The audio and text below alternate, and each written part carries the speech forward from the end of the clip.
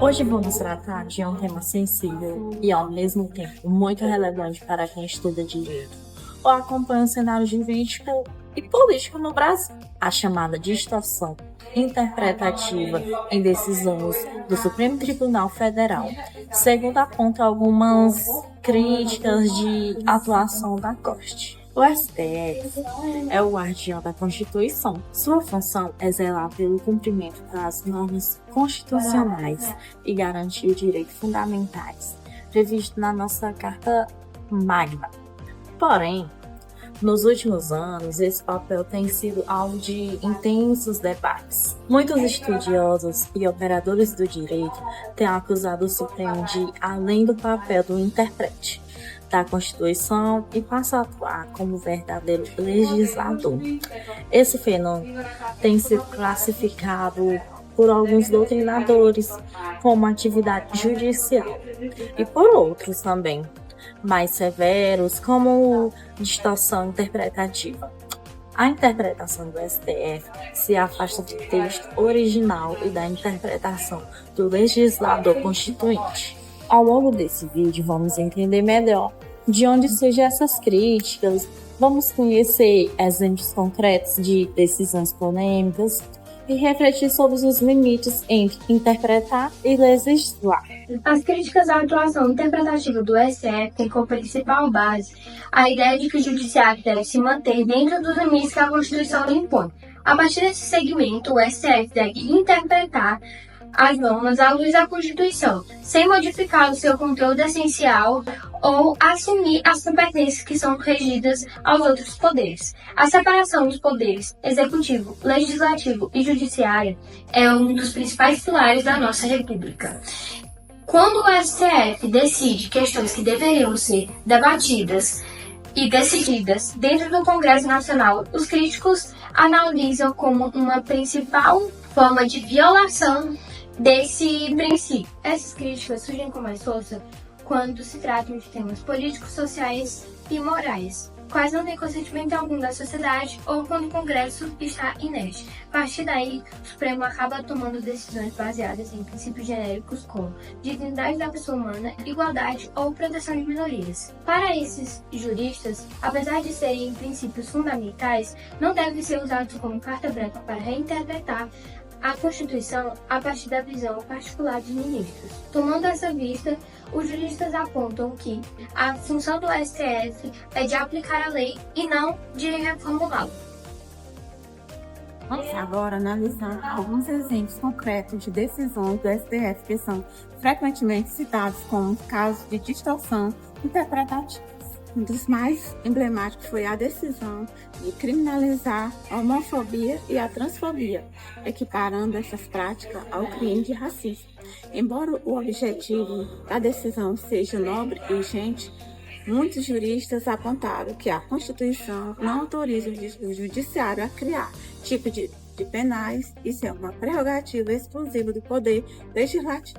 Outro caso polêmico foi o da prisão após condenado em segunda instância. Em um momento, o STF entendeu que isso era possível. Depois mudou de entendimento e passou a exigir o trânsito em julgado, como está escrito no artigo 5º, inciso 57 da Constituição.